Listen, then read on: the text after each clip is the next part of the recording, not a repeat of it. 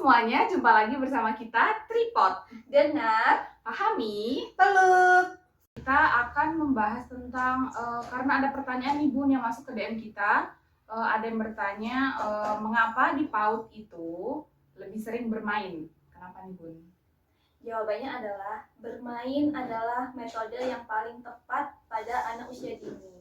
Karena pada usia tersebut, anak-anak itu masih belum siap untuk duduk yang lebih lama, jangka waktu yang lama, belum siap menulis, apalagi mengerjakan tugas di lembar kerja.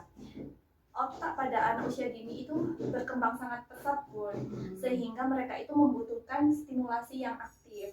Jadi bagaimana pintar-pintarnya kita sebagai pendidik ataupun orang tua untuk menstimulasi agar aspek-aspek perkembangan anak usia dini itu berkembang juga. Nah, saya meluruskan apa katanya Bunda Lutfi ya, kalau misalnya bermain itu adalah metode yang paling tepat untuk anak usia dini di sekolah TK atau taman kanak-kanak. Nah, contohnya gini Bun, ada permainan yang namanya peta umpet. Pasti bunda-bunda di rumah tuh tahu kan bagaimana cara bermain peta umpet, bagaimana rules permainannya, aturannya, pasti udah kebayang-bayang.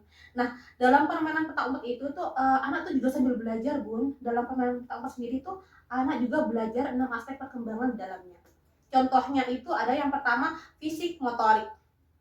Nah, dalam perkembangan fisik motorik itu anak juga belajarnya itu contohnya sambil kayak yang tutup mata itu namanya koordinasi mata.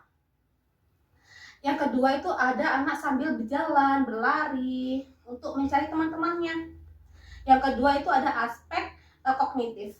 Anak menyelesaikan masalah atau problem solving, yang mana anak dapat masalah untuk mencari temannya yang tersembunyi. Itu anak bisa melakukan problem solving dalam permainan tersebut. Selanjutnya itu adalah bahasa, yang mana itu anak berinteraksi dengan teman-temannya saat bermain. Nah, selanjutnya itu adalah aspek sosial, yang mana anak itu paham aturan bermain. Yang kedua itu anak juga kerjasama dalam tim untuk menemukan teman-temannya yang masih tersembunyi.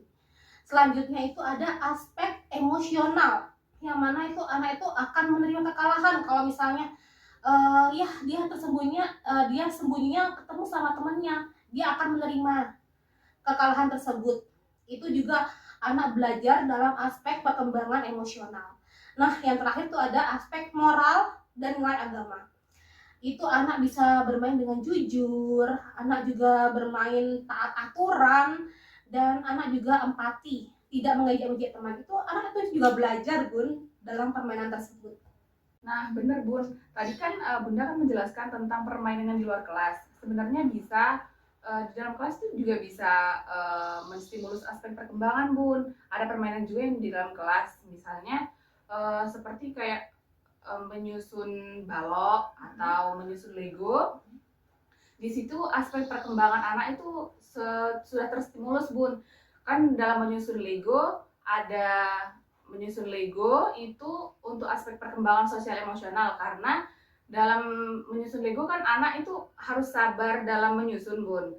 Jadi kan kadang ada yang nggak rapi gitu kan, kadang anak tuh jadi kayak Kurang puas gitu. iya, jadi kayak pengen yang lagi lurus gitu. Itu kan termasuk dalam aspek perkembangan sosial emosional Bun. Terus kesabaran ya. ya, terus juga dalam menyusun balok sama Lego tadi ada aspek kognitifnya, karena di situ kan anak juga jadi berimajinasi, mikir ini saya mau nyusun balok kayak gimana ya, iya bangunan seperti apa. Jadi di situ aspek perkembangan anak tuh sudah terstimulus sebenarnya Bun, dari hal-hal dari permainan ringan seperti itu gitu Bun.